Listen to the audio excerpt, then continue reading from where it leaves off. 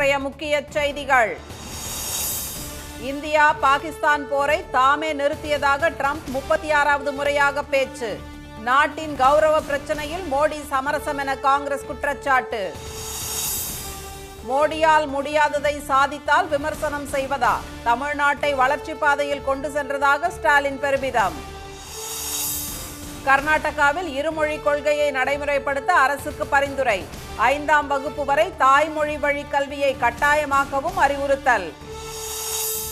பாமக தலைவராக மேலும் ஓராண்டு அன்புமணியே நீடிப்பார் என்று பொதுக்குழுவில் தீர்மானம். தொண்டர்கள் விருப்பப்படி மெகா கூட்டணி அமைக்கப்படும் என்று உறுதி.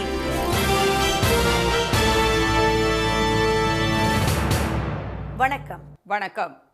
இந்தியா பாகிஸ்தான் மோதலை தாமே நிறுத்தியதாக ட்ரம்ப் 36வது முறையாக கூறிய பிறகும் நாட்டின் கௌரவ பிரச்சனையில் பிரதமர் திரு மோடி மௌனம் காப்பது ஏன் என காங்கிரஸ் கேள்வி எழுப்பியுள்ளது. கடந்த ஏப்ரல் 22ஆம் தேதி நடந்த பெஹல்காம் தாக்குதலில் 26 பேர் கொல்லப்பட்டதை தொடர்ந்து பாகிஸ்தான் மற்றும் ஆக்கிரமிப்பு காஷ்மீர் பகுதியில் உள்ள தீவிரவாதிகள் முகாம்கள் மீது ஆபரேஷன் சிந்தூர் நடவடிக்கையை இந்திய ராணுவம் மேற்கொண்டது. இதற்கு பதிலடியாக இந்திய பகுதிகள் மீது பாகிஸ்தான் ராணுவமும் தாக்குதல் நடத்தியது. மே 7 முதல் 10ஆம் தேதி வரை நடந்த இந்த மோதல் முடிவுக்கு வர வர்த்தகத்தை முன்னிறுத்தி தாம் இரு நாடுகளின் தலைவர்களுடன் பேசியதே காரணம் என ட்ரம்ப் தெரிவித்திருந்தார். இரு நாடுகளின் ராணுவ நடவடிக்கைகளுக்கான டைரக்டர் ஜெனரல்கள் பேசியதன் அடிப்படையிலேயே சண்டை நிறுத்தம் ஏற்பட்டதாக இந்திய தரப்பில் தெரிவிக்கப்பட்டது. எனினும் தாமே போரை நிறுத்தியதாக ட்ரம்ப் தொடர்ந்து கூறி வருகிறார். இந்நிலையில் அஜர்பைஜான் மற்றும் அர்மேனியா இடையே 35 ஆண்டுகளாக நீடித்து வரும் மோதலுக்கு முடிவு கட்டும் வகையில் வெள்ளை மாளிகையில் நேற்று ட்ரம்ப் முன்னிலையில் ஒப்பந்தம் கையெழுத்தானது. சமாதான உடன்படிக்கையில் ட்ரம்ப், அஜர்பைஜான் அதிபர் இல்ஹாம் அலியேவ், ஆர்மீனிய பிரதமர் நிக்கோல் பசியான் ஆகியோர் கையெழுத்திட்டனர். அதனைத் தொடர்ந்து ட்ரம்ப் நோபல் பரிசு பெற தகுதியானவர் என்று ஆர்மீனிய பிரதமர் நிக்கோல் பசியான் கூறியதை அஜர்பைஜான் அதிபர் இல்ஹாம் அலியேவ் வழிமொழிந்தார். நோபல் பரிசு வழங்கும் விழாவுக்கு தங்களை அழைக்க வேண்டும் என்று இல்ஹாம் அலியேவ் கேட்டுக்கொண்டதை ட்ரம்ப் ஆமோதித்தார். அப்போது பேசிய ட்ரம்ப் இந்தியா பாகிஸ்தான் மோதலை நிறுத்தியதாக மீண்டும் தெரிவித்தார். போர் நிறுத்தத்தை தாம் தான் ஏற்படுத்தியதாக ட்ரம்ப் பேசியதை எக்ஸ் வலைதள பக்கத்தில் வெளியிட்டுள்ள காங்கிரஸ் 36வது முறையாக ட்ரம்ப் இந்த கருத்தை தெரிவித்திருப்பதாக குறிப்பிட்டுள்ளது. வர்த்தகத்தை முன்னிறுத்தி போரை நிறுத்தியதாகவும் 6 போர் விமானங்கள் வீழ்த்தப்பட்டதாகவும் அவர் மீண்டும் கூறியுள்ள நிலையில் நாட்டின் கௌரவ பிரச்சனையில் திரு மோடி சமரசம் செய்து கொண்டது ஏன் என்ற கேள்வி விடை தெரியாமல் அப்படியே இருப்பதாகவும் காங்கிரஸ் கூறியுள்ளது. பிரதமர் திரு மோடியால் முடியாததை தாம் சாதிப்பதை பொறுக்க முடியாமல் எதிர்க்கட்சித் தலைவர் எடப்பாடி திரு பழனிசாமி விமர்சிப்பதாக முதலமைச்சர் திரு மு.க. ஸ்டாலின் தெரிவித்துள்ளார். செங்கல்பட்டு மாவட்டத்தில் 119 கோடியே 14 லட்சம் ரூபாய் செலவில் கட்டப்பட்டுள்ள மாவட்ட அரசு தலைமை மருத்துவமனை கட்டடம், தமிழ்நாடு அரசு பல் மருத்துவக் கல்லூரி மற்றும் மருத்துவமனை, பொது சுகாதார ஆய்வகம் உள்ளிட்டவற்றை அவர் இன்று திறந்து வைத்தார். மருத்துவமனையை ஆய்வு செய்த முதலமைச்சர் பின்னர் பல்லாவரம் கண்டோன்மெண்டில் நடைபெற்ற அரசு விழாவில் 20,021 பயனாளிகளுக்கு வருவாய் மற்றும் பேரிடர் மேலாண்மை துறை சார்பில் வீட்டுமனை பட்டாக்களை வழங்கினார். விழாவில் பேசிய திரு ஸ்டாலின், கல்வியும் மருத்துவமும் திராவிட மாடல் அரசின் இரு கண்கள் என்று தாம் கூறுவதற்கு நேற்று மாநில கல்விக் கொள்கை வெளியிட்டது, இன்று தாம்பரத்தில் மாவட்ட மருத்துவமனையை திறந்து வைத்தது ஆகிய இரு நிகழ்ச்சிகளும் எடுத்துக்காட்டு என்றார். உணவும் உடையும் போல நிலம் எளிதாக கிடைக்காது, ஏனென்றால் நிலம்தான் அதிகாரம் என்று அவர் குறிப்பிட்டார். காலுக்கு கீழ் சிறிது நிலமும் தலைக்கு மேல் ஒரு கூரையும் பலருக்கு கனவாகவே உள்ளதால் பட்டா வழங்கும் நிகழ்ச்சியில் தாம் தனி கவனம் செலுத்துவதாக முதலமைச்சர் தெரிவித்தார். 2021 மே மாதத்திலிருந்து தற்போது வரை 17,74,561 பேருக்கு பட்டா வழங்கி பல லட்சம் குடும்பங்களின் கனவை நிறைவேற்றியிருப்பதாக அவர் பெருமிதத்துடன் கூறினார். 2011 முதல் 2021 வரை பின்னோக்கி சென்ற தமிழ்நாட்டை கடந்த 4 ஆண்டுகளில் மீட்டெடுத்து வளர்ச்சி பாதையின் உச்சத்துக்கு கொண்டு வந்துள்ளதை பொறுக்க முடியாமல் எதிர்க்கட்சித் தலைவர் எடப்பாடி திரு பழனிசாமி விமர்சித்துக் கொண்டிருப்பதாக திரு ஸ்டாலின் குற்றம் சாட்டினார். எதிர்க்கட்சித் தலைவர் திரு பழனிசாமி அவர்கள், உங்களுக்கு என்ன வைத்தறிச்சல்னா, பிரதமர் மோடியால சாதிக்க முடியாதத, மற்ற மாநிலத்தில் இருக்கக்கூடிய முதலமைச்சர் சாதிக்க முடியாதத இந்த முத்துவேல் கருணாநிதி ஸ்டாலின் சாதிச்சிட்டு இருக்கிறான, இதுதான் அவங்க வைத்தறிச்சலுக்கு காரணம். மாண்புமிகு பழனிசாமி அவர்களே, நீங்க கூட்டணி வச்சிருக்கிற ஒன்றிய அரசால கூட மறுக்க முடியாத அளவுக்கு சாதனைகளை செஞ்சு தமிழ்நாட்டை வளர்ச்சி பாதையில நாம கொண்டு போறோம். வரும் தேர்தலில் வென்று மீண்டும் திமுக ஆட்சி அமைக்கும் போது இன்னும் வேகமாக இன்னும் அதிக வளர்ச்சியை ஏற்படுத்துவோம் என்று திரு ஸ்டாலின் உறுதியளித்தார். இந்தியாவே தமிழ்நாட்டை திரும்பி பார்த்து இதுதான் வளர்ச்சி, இதுதான் வழி என்று சொல்லும் அளவுக்கு நிச்சயமாக செயல்படுவோம் என்ற அவர் அதை எதிர்க்கட்சி வரிசையில் அமர்ந்து எடப்பாடி திரு பழனிசாமி பார்க்கத்தான் போகிறார் என்றும் கூறினார். கர்நாடகாவில் இருமொழி கொள்கையை நடைமுறைப்படுத்துமாறு முதலமைச்சர் திரு சித்தராமையாவிடம் மாநில கல்விக் கொள்கை ஆணையம் பரிந்துரைத்துள்ளது. 2021ஆம் ஆண்டு பாஜக ஆட்சியின் போது நாட்டிலேயே முதல் மாநிலமாக கர்நாடகாவில் மத்திய பாஜக அரசின் புதிய தேசிய கல்விக் கொள்கை அமல்படுத்தப்பட்டது. இந்நிலையில் காங்கிரஸ் தேர்தல் அறிக்கையில் அறிவித்தபடி தேசிய கல்விக் கொள்கை ரத்து செய்யப்படுவதாக 2023ஆம் ஆண்டு ஜூலை 7ஆம் தேதி முதலமைச்சர் திரு சித்தராமையா அறிவித்தார். அதைத் தொடர்ந்து கர்நாடக அரசு அமைத்த மாநில கல்விக் கொள்கை ஆணையம் 2197 பக்கங்கள் கொண்ட தனது இறுதி அறிக்கையை திரு சித்தராமையாவிடம் நேரில் வழங்கியது. அதில் தற்போது கர்நாடகாவில் நடைமுறையில் உள்ள மும்மொழி கொள்கையை அகற்றிவிட்டு அனைத்து பள்ளிகளிலும் இருமொழி கொள்கையாக கன்னடம் அல்லது தாய்மொழி மற்றும் ஆங்கிலத்தை கற்பிக்க பரிந்துரை செய்யப்பட்டுள்ளது. ஆசிரியர்களுக்கு இருமொழி கற்பித்தல் முறைகளில் பயிற்சி அளிப்பது கட்டாயம் என்றும் இதற்காக ஆசிரியர்களுக்கான உயர் பயிற்சி மையம் அமைக்கவும் பரிந்துரைக்கப்பட்டுள்ளது. அனைத்து வகை பள்ளிகளிலும் 5ஆம் வகுப்பு வரை கன்னடம் அல்லது தாய்மொழி கல்வியிலேயே கற்பிக்க வேண்டும் என்றும் கல்விக் கொள்கை ஆணையத்தின் அறிக்கையில் தெரிவிக்கப்பட்டுள்ளது. பள்ளிகளில் NCERT புத்தகங்களை பின்பற்றுவதை கைவிட்டு சூழல் சார்ந்த மாநில கல்வி முறைக்கு ஏற்ற புத்தகங்களை பயன்படுத்த வேண்டும் என்றும் கர்நாடக அரசுக்கு மாநில கல்விக் கொள்கை ஆணையம் பரிந்துரை செய்துள்ளது. 6 வயதில் 1ஆம் வகுப்பு படிக்கும் வகையில் குழந்தைகளை பள்ளியில் சேர்ப்பதற்கான வயதை நிர்ணயிக்கவும் அறிவுறுத்தப்பட்டுள்ளது. கல்வி உரிமை சட்டத்தின் கீழ் கட்டாய கல்விக்கான அதிகபட்ச வயது வரம்பை 14 18ஆக அதிகரிக்க வேண்டும் என்றும் பரிந்துரைக்கப்பட்டுள்ளது. கேந்திரிய வித்யாலயா பள்ளிகளுக்கு நிகராக அரசு பள்ளிகளை தரம் உயர்த்த வேண்டும் என்றும் புலம்பெயர்ந்த குழந்தைகளுக்காக உண்டு உறைவிட பள்ளிகளை தொடங்க வேண்டும் என்றும் அறிக்கையில் கூறப்பட்டுள்ளது. மத்திய அரசின் புதிய கல்விக் கொள்கையின் அடிப்படையில் ஹிந்தி திணிக்கப்படுவதற்கு தமிழ்நாடு, மகாராஷ்டிராவுடன் கர்நாடகமும் தொடர்ந்து எதிர்ப்பு தெரிவித்து வருகிறது. நாட்டிலேயே முதலாவதாக மாநில கல்விக் கொள்கையை தமிழ்நாடு அரசு நேற்று வெளியிட்ட நிலையில் கர்நாடகாவில் மாநில கல்விக் கொள்கை ஆணையம் தனது இறுதி அறிக்கையை தாக்கல் செய்திருப்பது குறிப்பிடத்தக்கது. பாமக தலைவராக திரு அன்புமணி மேலும் ஓராண்டுக்கு தொடர்வார் என்று அவர் கூட்டிய பொதுக்குழுவில் தீர்மானம் நிறைவேற்றப்பட்டுள்ள நிலையில் தேர்தலில் மெகா கூட்டணி அமைக்கப்படும் என்று அவர் அறிவித்துள்ளார். பாமக நிறுவனர் டாக்டர் ராமதாசுக்கும் அவரது மகனும் கட்சித் தலைவருமான திரு அன்புமணிக்கும் இடையே கருத்து வேறுபாடு நிலவி வரும் நிலையில் மாமல்லபுரத்தில் இன்று பாமக பொதுக்குழு கூட்டம் நடைபெறும் என திரு அன்புமணி அறிவித்தார். இதை எதிர்த்து டாக்டர் ராமதாஸ் தரப்பில் தொடரப்பட்ட வழக்கை சென்னை உயர்நீதிமன்றம் தள்ளுபடி செய்தது. இந்நிலையில் மாமல்லபுரத்தில் உள்ள தனியார் விடுதியில் பாமக பொதுக்குழு கூட்டம் நடைபெற்றது. திரு அன்புமணி தலைமையில் நடந்த இக்கூட்டத்தில் பாமக மாநில நிர்வாகிகள் மற்றும் மாவட்ட, ஒன்றிய, நகர செயலாளர்களும் தலைவர்களும் கலந்து கொண்டனர். திரு அன்புமணியின் பதவிக்காலத்தை 2026 ஆகஸ்ட் மாதம் வரை மேலும் ஓராண்டுக்கு நீட்டித்து பொதுக்குழுவில் தீர்மானம் நிறைவேற்றப்பட்டது. பின்னர் பேசிய திரு அன்புமணி, எந்த கட்சிக்கும் நிரந்தர தலைவர் இருக்க முடியாது என்றும் பொதுக்குழு முடிவு செய்பவரே தலைவராக நீடிக்க முடியும் என்றார். எந்த இயக்கத்துக்கும் நிரந்தர தலைவர் கிடையாது, நிரந்தர நிறுவனர் தான் தலைவர். என்பது நீங்க முடிவு பண்ணுறது தான், பொதுக்குழு முடிவு பண்ணது தான் தலைவர். நீங்க யாரு முடிவு பண்றீங்களோ அவங்க தான் தலைவர். கடந்த முறை என்னை தேர்வு செய்தீர்கள், 3 ஆண்டு காலம் எனக்கு கொடுத்தீர்கள். இன்று இன்னும் 1 ஆண்டு காலம் எனக்கு மீண்டும் தலைவர் பொறுப்பை நீங்கள் கொடுத்திருக்கிறீர்கள். தாம் பிடிவாதக்காரன் அல்ல என்றும் பதவி பொறுப்புகளை எதிர்ப்பவன் அல்ல என்றும் கூறிய அவர், டாக்டர் ராமதாஸால் தலைவர் பதவியை நிர்வகிக்க முடியாத சூழல் உள்ளதாகவும் பல விஷயங்களை வெளியே பேச முடியாத நிலையில் தான் இருப்பதாகவும் தெரிவித்தார். பாமக தனி ஒருவரால் உருவாக்கப்பட்ட கட்சி அல்ல என்ற திரு அன்புமணி, கடைக்கோடி கிராமங்களிலிருந்தும் பாமக வளர்ச்சிக்காக உழைத்த எண்ணற்றவர்களை முன்னேற்றுவதே தமது நோக்கம் என்றார். இது நம்முடைய அமைப்பு. இந்த அமைப்பு, நான் மீண்டும் சொல்றேன், இது ரத்தம், வேர்வை, தியாகம் சிந்தி வளர்ந்த இயக்கம். இது ஏதோ ஒருத்தர் பண்ணது கிடையாது. எல்லாமே இங்க மேடையில் இருக்கிறவங்க, நீங்க வீட்டில் இருக்கிறவங்க, கிராமத்தில் இருக்கிறவங்க, பாரு நம்ம மூத்தவர்கள், அவங்க தான் நம்ம முன்னோடிகள் சொல்றாங்களா, அவங்க தான் எல்லாமே. அப்ப அந்த காலத்தில் எல்லாமே உழைச்சி உழைச்சி வச்சு வந்தது. அவங்களுடைய கனவு, உங்களுடைய கனவு எல்லாமே அடுத்த கட்டத்துக்கு போனோம். இதுவரை 40க்கும் மேற்பட்ட முறை டாக்டர் ராமதாஸிடம் சமாதானம் பேச முயன்றதாகவும், நிர்வாகிகள் நியமனத்தில் இருவரும் சேர்ந்து கையெழுத்திட முதலில் ஒப்புக்கொண்ட அவர் பிறகு சுற்றியுள்ள பூசாரிகளால் மாற்றி பேசுவதாகவும் திரு அன்புமணி கூறினார்.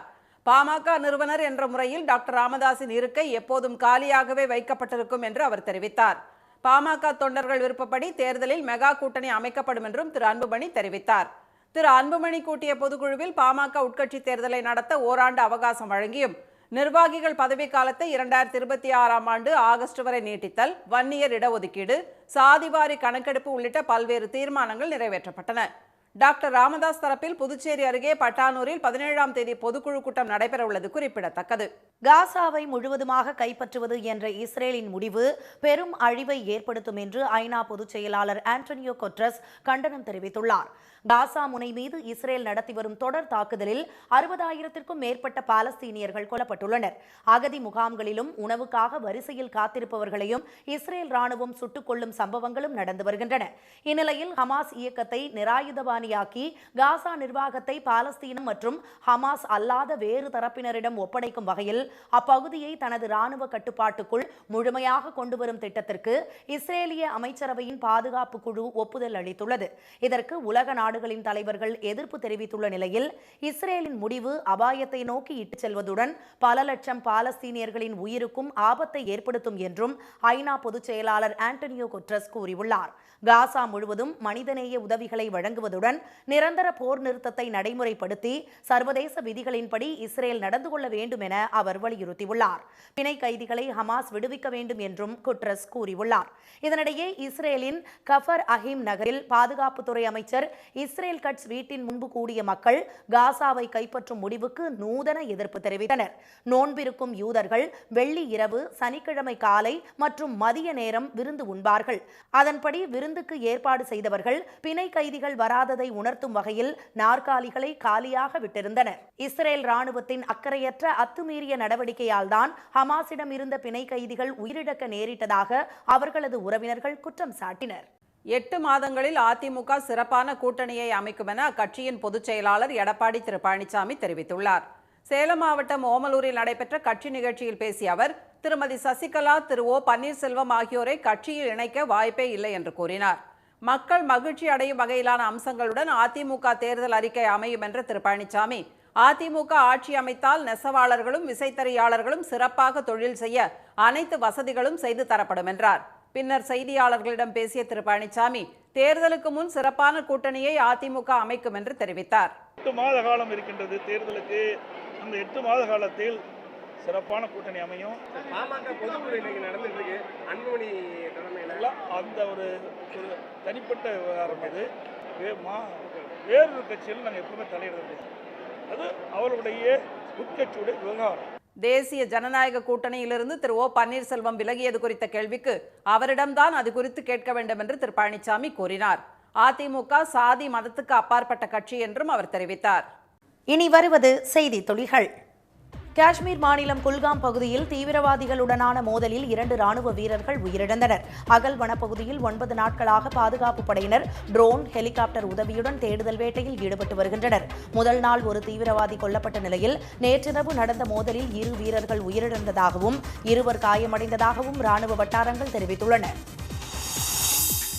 திண்டுக்கல் மாவட்டம் வத்தலகுண்டு அருகே உங்களுடன் ஸ்டாலின் திட்ட முகாமில் மனு அளித்த சில மணி நேரத்தில் 12 பயனாளிகளுக்கு உடனடியாக குடும்ப அட்டைகள் வழங்கப்பட்டன. செங்கடாம்பட்டி ஊராட்சியில் இன்று நடைபெற்ற முகாமில் 2 பேருக்கு 100 நாள் வேலைக்கான அட்டையும் உடனடியாக வழங்கப்பட்டது. மகளிர் உரிமை தொகை, பட்டா மாறுதல், மின் இணைப்பு பெயர் மாற்றம், முதியோர் உதவித்தொகை உள்ளிட்ட கோரிக்கைகளுக்கான மனுக்கள் உடனடியாக ஆன்லைனில் பதிவேற்றம் செய்யப்பட்டன. நீலகிரி மாவட்டம் கூடலூரை அடுத்த தேவர் சோலை 13 மாடுகளை வேட்டையாடிய புலியை பிடிக்க கூடுதலாக 2 கூண்டுகள் கொண்டு வரப்பட்டுள்ளன. சர்க்கார் மூலா, கொட்டைமட்டம் ஆகிய பகுதிகளில் 2 கூண்டுகள் வைக்கப்பட்டிருந்த நிலையில் கேரளாவின் வயநாடு மாவட்டத்திலிருந்து வரவழைக்கப்பட்ட 2 கூண்டுகளை கோட்டப்பாடி பகுதியில் வனத்துறையினர் வைத்தனர். 30 தானியங்கி கேமராக்களை பொருத்தி 50க்கும் மேற்பட்ட வன ஊழியர்கள் புலியை கண்காணிக்கும் பணியில் ஈடுபட்டுள்ளனர். புலி நடமாடுவதால் கால்நடைகளை மேய்ச்சலுக்கு விட வேண்டாம் என வனத்துறையினர் எச்சரித்துள்ளனர்.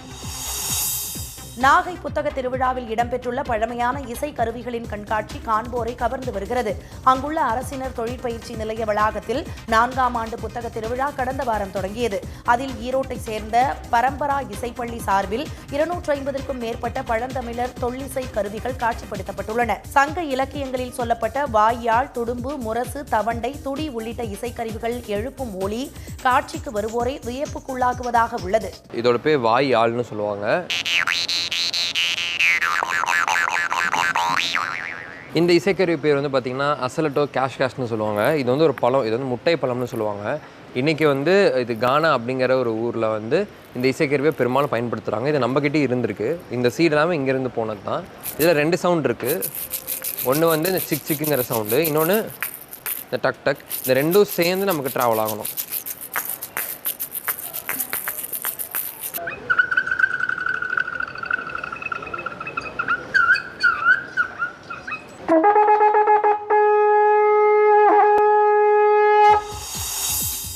புதுக்கோட்டை மாவட்டம் அரிமளம் அருகே காயாம்பட்டியில் கண்ணுடையார் கோயில் ஆடி படையல் திருவிழாவை முன்னிட்டு மாட்டு வண்டி எல்கை பந்தயம் நடைபெற்றது. சிறிய மாடு, பெரிய மாடு என 2 பிரிவுகளாக நடைபெற்ற பந்தயத்தில் நெல்லை, சிவகங்கை, புதுக்கோட்டை மாவட்டங்களை சேர்ந்த 21 ஜோடி மாட்டு வண்டிகள் கலந்து கொண்டன.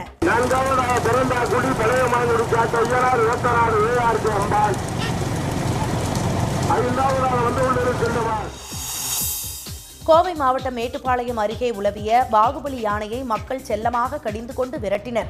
அடிக்கடி குடியிருப்பு பகுதிகளுக்குள் ஊடுருவினாலும் யாருக்கும் தொல்லை தராத பிரம்மாண்ட உருவம் கொண்ட அந்த யானையை பொதுமக்கள் பாகுபலி என்று பெயர் சூட்டி அழைத்து வருகின்றனர். லிங்காபுரம், ஓடந்துறை, நெல்லிமலை, கல்லார் உள்ளிட்ட வனப்பகுதிகளில் சுற்றித் திரியும் பாகுபலி நேற்றிரவு நெல்லிமலை செல்லும் வழியில் குடியிருப்பு பகுதிகள் வழியாக நடந்து சென்றது. அப்போது ஒரு பெண் அந்த யானையை போப்பா போ என செல்லமாக கூறி விரட்டினார். என்னங்க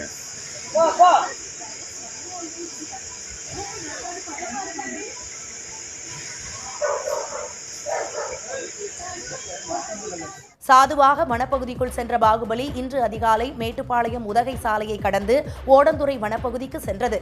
அப்போது வாகன ஓட்டிகள் வாகனங்களை நிறுத்தி யானை கடந்து செல்ல வழிவிட்டு உதவினர். கள்ளக்குறிச்சி மாவட்டத்தின் முக்கிய நீர் ஆதாரமாக கோமுகி அணையை தூர்வார வேண்டும் என்று விவசாயிகள் வலியுறுத்தியுள்ளனர். இந்த அணை கட்டப்பட்டு 59 ஆண்டுகளாகும் நிலையில் இதுவரை தூர்வாரப்படவில்லை என்று அவர்கள் தெரிவித்தனர். 25 அடிக்கு மேல் மண்டல் மண் படிந்துள்ளதால் மழைக்காலங்களில் நீரை அணையில் சேகரிக்க முடியாமல் வீணாக கடலில் கலப்பதாக கூறிய விவசாயிகள் தூர்வார நடவடிக்கை எடுக்க வேண்டும் என்று கோரிக்கை விடுத்தனர். விராலிமலையில் பால் காய்ச்சிய புது வீட்டில் பொருட்கள் ஏதும் இல்லாத ஏமாற்றத்தில் அங்கிருந்த LCD டிவியை திருடன் கீழே போட்டு உடைத்துவிட்டு சென்ற சம்பவம் நடந்துள்ளது.